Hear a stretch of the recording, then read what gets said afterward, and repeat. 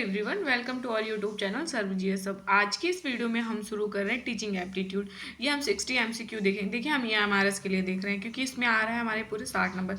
जितने भी ये टीचिंग एप्टीट्यूड से क्वेश्चन बन सकते हैं हम पूरे 60 क्वेश्चन देखेंगे, डेली देखेंगे। और साथ में हम करंट अफेयर्स भी करा रहे हैं और जनरल अवेयरनेस भी करवा रहे हैं। मतलब जितने भी क्वेश्चन बन सकते हैं जीके के वो सारे कोशिश करेंगे। ज़्यादातर अगर आप लोग देखोगे ना तो करंट अफेयर्स पे फोकस करना, ठीक है। ई एमआरएस के लिए एक पार्ट पे जो 10 नंबर का आएगा, बाकी और तो आप कर लोगे। तो फिर शुरू करते। पहला इसमें जो क्वेश्चन दिया है हमारे टीचिंग एप्टीट्यूड में, पहला है शिक्षा का मुख्य उद्देश्य क्या है। या शिक्षा का मुख्य उद्देश्य रोजगार प्राप्त करना ऐसा नहीं है, परीक्षा पास करना नहीं, ज्ञान संग्रह करना नहीं, सामाजिक परिवर्तन लाना। देखो शिक्षा का यही मुख्य उद्देश्य। अगर हम पढ़े लिखे रहेंगे, हर चीज़ों का बता सकते हैं क्या सही है क्या गलत है, कैसे क्या चीज़ करना है, और लोगों की हेल्प भी कर सकते हैं। गलत सही का हमें नॉलेज होता है, वरना हम ना पढ़े लिखे रहने के बाद हमें समझ नहीं आता क्या सही है क्या गलत है। अगला, आदर्श शिक्षक का सबसे प्रमुख गुण क्या है। कठोर अनुशासन बिल्कुल भी नहीं। भाई हम क्यों कठोर अनुशासन करेंगे, हम बच्चों के साथ बदतमीजी करेंगे तो बच्चे पढ़ नहीं पाएंगे। उनके साथ कितना भी आप झगड़ा करके समझाओ, मार के समझाओ, डरा के, लेकिन वो नहीं समझेंगे। वही बात आप प्रेम से समझाएंगे तो वो समझ जाएंगे। उच्च वेतन की इच्छा केवल ज्ञान नहीं, विद्यार्थियों से प्रेम। तो इसका राइट आंसर ऑप्शन बी होगा। अगला है, विद्यार्थी में रचनात्मकता बढ़ाने के लिए शिक्षक को क्या करना चाहिए। रटने, रोड लर्निंग तो ऐसे भी एनसीएफ ने मना किया नहीं। आप प्रश्न पूछना क्यों, हम प्रश्न पूछने से क्यों रोकेंगे। अगर वो पूछेंगे तभी तो मतलब हम उनको बता पाएंगे। जितनी भी उनकी क्यूरियोसिटी होगी, जो भी पूछना चाहेंगे बताएंगे ना, तभी तो उनको समझ में। नए विचारों को प्रोत्साहित करना, बिल्कुल। केवल पाठ्य पुस्तक पढ़ाना नहीं, ये गलत होगा। अगला है, प्रभावी शिक्षण का सबसे बड़ा सूचक क्या है। छात्रों का अनुशासन, शिक्षक का बोलना, छात्रों का सीखना, कक्षा की सजावट। यार प्रभावी शिक्षा की बात कर रहे हैं ना, तो जाहिर सी बात है हमें छात्रों को जो है सिखाना है कि वो कितना अच्छे से सीख सके। तो इसका राइट आंसर ऑप्शन सी है। अगला, शिक्षक और विद्यार्थियों के बीच संबंध कैसा होना चाहिए। शिक्षक और विद्यार्थियों के बीच जो संबंध है ना, हमेशा स्नेहपूर्ण होना चाहिए। दोनों में प्रेम होना चाहिए। ये नहीं दौड़ाते मार, हम लोग के टीचर मार मार के हड्डियाँ तोड़ दी हम लोग की। अगला क्वेश्चन है, शिक्षण का मूल तत्व। देखो शिक्षण का मूल तत्व क्या है। संवाद, एक दूसरे से बात करना है। कम्युनिकेशन, जितना ज़्यादा आप कम्युनिकेशन करोगे अपने दोस्तों के साथ, पीयर ग्रुप में, या फिर सर टीचर से पूछोगे सवाल, वो सही है। अनुशासन वगैरह ठीक है। शिक्षण का सर्वोत्तम तरीका कौन सा है। व्याख्यान विधि, प्रदर्शन विधि, सहभागिता विधि, कहानी विधि। देखो सबसे ज़्यादा अगर कोई है ना अप्रोप्रिएट आंसर तो सहभागिता। हम जितना ज़्यादा पार्टिसिपेट करेंगे उतना सही रहेगा। क्योंकि देखो व्याख्या हो गया, कोई दे दिया बस वो उड़ गया। प्रदर्शन देखने से ठीक है, कहानी विधि बस कहानी सुन लिया ठीक लगा, लेकिन सहभागिता यहाँ हम कर रहे हैं ना, हम करके सीख रहे हैं। करके सीखना बहुत सही सही होता है। हम जो चीज़ करते हैं वो बहुत ज़्यादा सही होता है। अगला है, बालक शिक्षा का केंद्र। यह विचार किसका है। बालक जो है वो शिक्षा का केंद्र, ये विचार किसने दिया था। तो याद रखिएगा ये जॉन डेवी ने दिया था। जॉन डेवी ने दिया था। इसका राइट आंसर ऑप्शन बी है। अगला है, बाल केंद्रित शिक्षा का अर्थ क्या है। शिक्षक के अनुसार पढ़ाना, बच्चे की रुचि क्षमता के अनुसार शिक्षा। देखो बाल केंद्रित का मतलब ही हो गया है, एनसीएफ 2000 जो है 5 हमारा भी यही बोलता है, और एनपी 2020 की मतलब बाल केंद्रित करना है और बच्चे को जिसमें रुचि हो, उनके एज के अकॉर्डिंग चीज़ें पढ़ाना है। तो इसका राइट आंसर ऑप्शन बी है।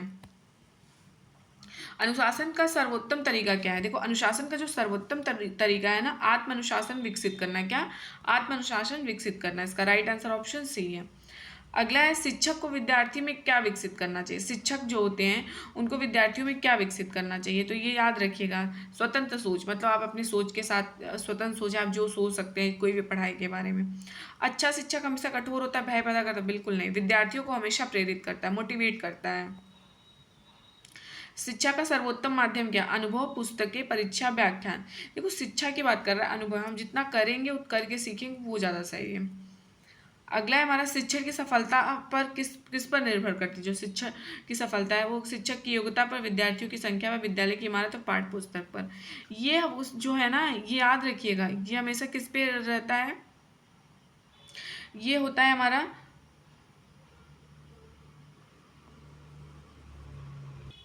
शिक्षक की योग्यता की, मतलब शिक्षक कितना, टीचर कितना कैपेबल है कि बच्चों को अच्छे से समझा सकता है, कितने प्यार से। मतलब वही मैथ आप नहीं समझा पा रहे, 2+2 करो, ऐसे 2+2 बोल दो 4 आ रहा है, नहीं समझा पा रहे। वही अगर आप उसको 2+2 को ऐसे बोलो, एक लाइन यहाँ खींचो, एक लाइन यहाँ, एक लाइन यहाँ, फिर आप करो 1 2 3 4, वो लिख लेगा। लेकिन आप उसको बोलो 2+2 कितना होगा जल्दी बताओ, तो वो नहीं समझ पाएगा।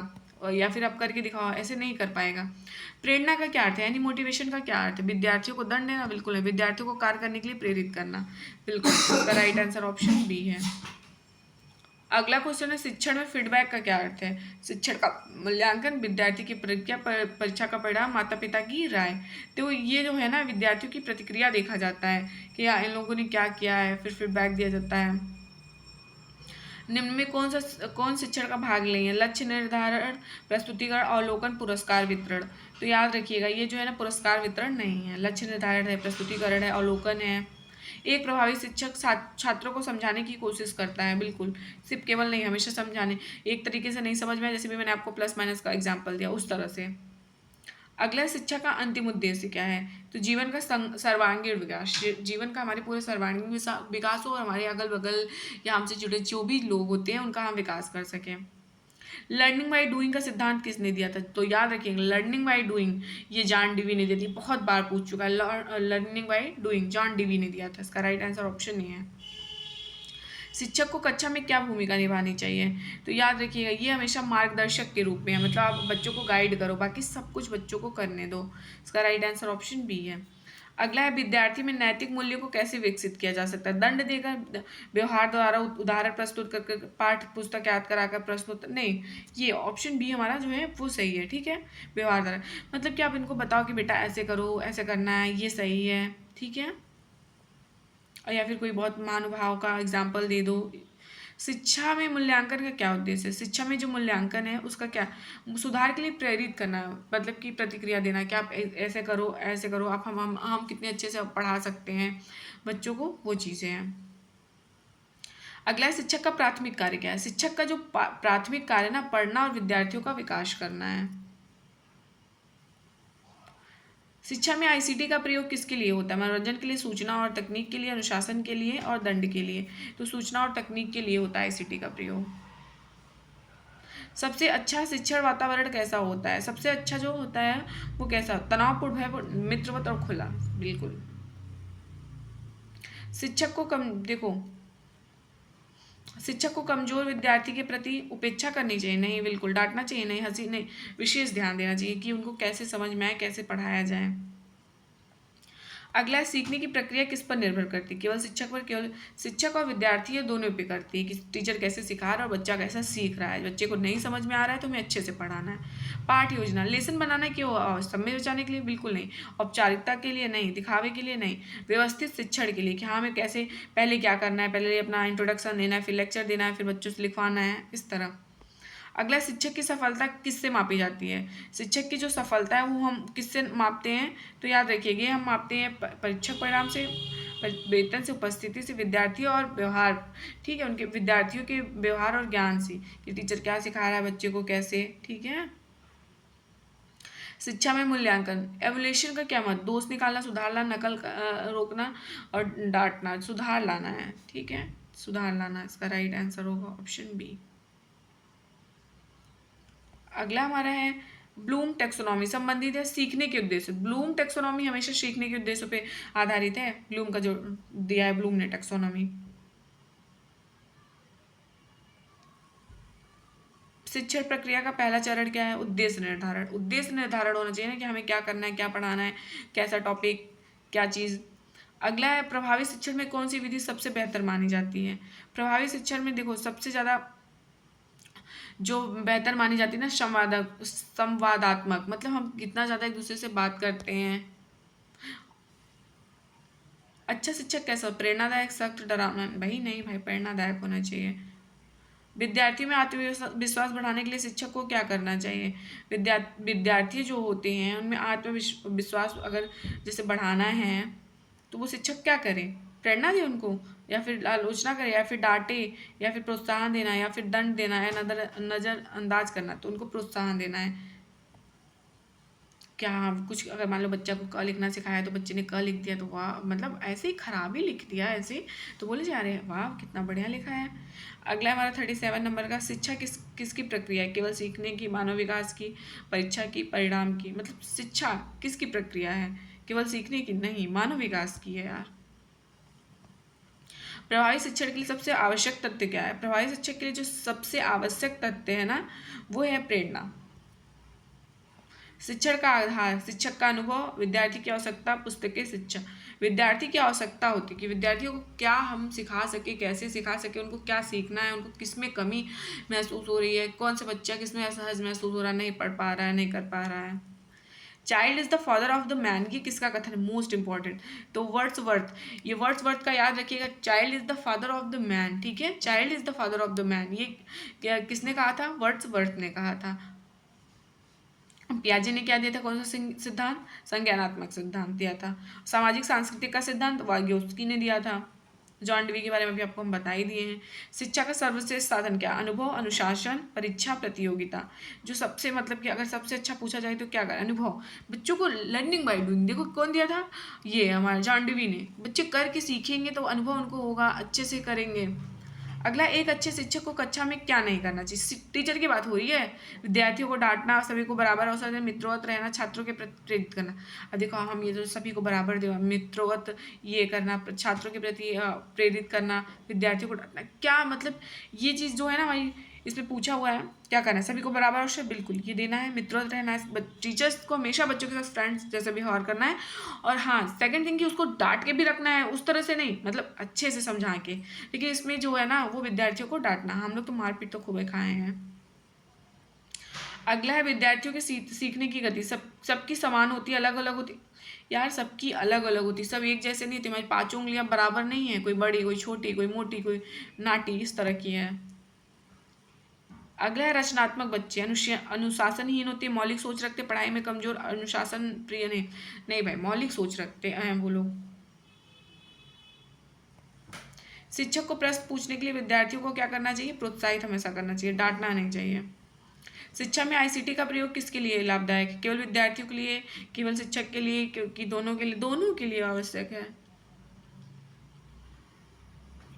इसका राइट आंसर ऑप्शन सी है। शिक्षक को क्या नहीं करना चाहिए, देखो शिक्षक की बात कर रहा है कि शिक्षक को ऐसा क्या चीज़ है नहीं करना चाहिए, पक्षपात नहीं करना चाहिए, लेकिन टीचर्स बहुत करते हैं, बहुत ज़्यादा करते हैं, लेकिन पक्षपात बिल्कुल भी नहीं करना चाहिए। अगला हमारा जो क्वेश्चन है वो दिया हुआ है, विद्यार्थियों का ध्यान आकर्षित करने के लिए रुचिकर विधि, हाँ रुचिकर विधि अपनाना चाहिए, किसमें उनको रुचि इंटरेस्ट है। शिक्षा में निरंतर मूल्यांकन का क्या उद्देश्य, सुधार लाना, डरना, परीक्षा नहीं, सुधार लाना, क्या कमी रह गई है, कैसे सुधारा जाए। अगला, शिक्षक के लिए सबसे महत्वपूर्ण गुण कौन सा है, धैर्य, क्रोध, आत्म प्रशंसा, दिखावा। सबसे ज़्यादा अगर कोई है ना तो धैर्य, हमेशा पेशेंस होना चाहिए टीचर में। शिक्षण में प्रेरणा का क्या अर्थ है, कार्य करने की आंतरिक शक्ति, दूसरों पर निर्भरता, सजा नहीं, कार्य करने की आंतरिक शक्ति। शिक्षा का संबंध किससे है, तो जीवन से ही है ना, इसका राइट आंसर ऑप्शन बी है। कक्षा प्रबंधन का मुख्य उद्देश्य, कक्षा प्रबंधन का क्या मुख्य उद्देश्य, अनुशासन बनाए रखना, भय पैदा करना, शिक्षण में बाधा डालना और सजा देना। देखो कक्षा प्रबंधन का जो मुख्य, अनुशासन बनाए रखना, भय शिक्षण में बाधा डालना नहीं, अनुशासन बनाए रखना। छात्र के सीखने का सर्वोत्तम सूचक क्या है, जो होता है उसका व्यवहार नहीं, परीक्षा परिणाम, उसका राइट आंसर ऑप्शन बी है। एजुकेशन इज सोशल प्रोसेस, देखो एजुकेशन जो है ये सोशल प्रोसेस, किसका कथन है, प्लेटो, जॉन डीवी, पियाजे, रूशो, किसने बोला था ये, तो जॉन डीवी ने। जॉन डीवी से एक क्वेश्चन जरूर आएगा। शिक्षक को विद्यार्थी की गलतियों पर क्या करना है, डांटना चाहिए, शांतिपूर्वक सुधार करना चाहिए, उपेक्षा करनी चाहिए, सजा नहीं, शांतिपूर्वक सुधार करना चाहिए, फिर बाद में उनको समझाना भी चाहिए ना कि हाँ ऐसे करो। अगला, विद्यार्थियों में आत्म अनुशासन कब विकसित होती है, जब उन पर विश्वास किया जाए, जब उन्हें डराया जाए, जब उन पर विश्वास किया जाए। शिक्षा में सीखने का सर्वोत्तम रूप कौन सा, अनुभव से करना, रटने का, अनुकरण, निष्क्रिय। तो ये चीज़ याद रखिएगा, अनुभव से हम करेंगे, हम आपको पहले भी बता चुके हैं। शिक्षण में प्रश्न पूछने का उद्देश्य क्या है, विद्यार्थियों की सोच को सक्रिय बनाना, हाँ यही। एक सफल शिक्षक हमेशा क्या करता है, छात्रों से सीखता, अपने अनुभव पर गर्व करता है, दूसरों की नकल करता है, छात्रों से हम सीख सकते हैं यार, क्यों नहीं सीख सकते हैं बहुत सी चीज़ें। तो इसका राइट आंसर ऑप्शन हमारा ए हुआ। तो ये हमारा 60 क्वेश्चन हो गया।